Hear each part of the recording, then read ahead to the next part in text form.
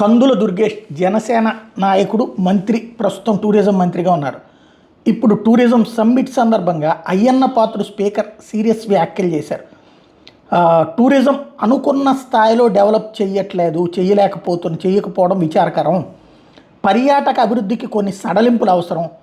పర్యాటకులు కేవలం టీ కాఫీలు తాగేందుకు రారు కదా, వినోద రంగంలో ఉన్నటువంటి నిబంధనలు తొలగించేందుకు ప్రయత్నించాలి.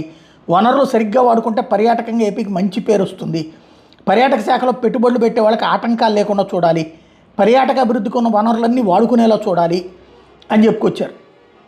ఇది అంటే టూరిజం శాఖ పనితీరు పట్లన అసంతృప్తితో ఉన్నారు అన్నటువంటి విషయం చెప్పుకొచ్చారు. అదే సందర్భంలో నర్సీపట్నం సమీపంలో లంబసింగికి వేలాదిగా పర్యాటకులు వస్తున్నారు.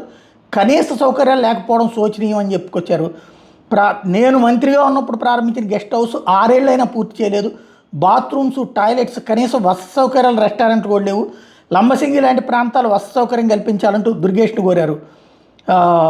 పాడేరు అమ్మవారి దేవాలయాన్ని, స్వాతంత్ర సమరయోధుడు అల్లూరి సీతారామరాజు పార్కుని, పురాతన బొజ్జన్న కొండను మరింత వృద్ధి చేయాల్సిన అవసరం ఉందన్నారు.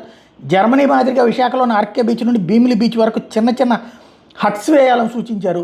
1/17 చట్టం ప్రకారం ట్రైబల్ ఏరియాలో ఇన్వెస్ట్మెంట్స్ ట్రైబల్సే వేయాలి, కానీ అంత ఇన్వెస్ట్మెంట్ ట్రైబల్స్ చేయగలరా అని ప్రశ్నించారు. సడలింపులు ఇస్తే ఇన్వెస్టర్లు ముందుకు వస్తారన్నారు. యాక్ట్లో మార్పులు తీసుకురావాల్సి వస్తే అధికారులకు సంబంధించి చట్టంపై అధ్యయనం చేయమని సూచించారు.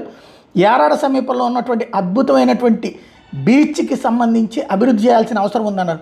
అక్కడ రిసార్ట్లు కట్టాలని సూచించారు. ఇన్వెస్టర్లకు సకాలంలో అనుమతులు జారీ చేయాలని కలెక్టర్లు, ఏపీటీడీసీ అధికారులని సూచించారు.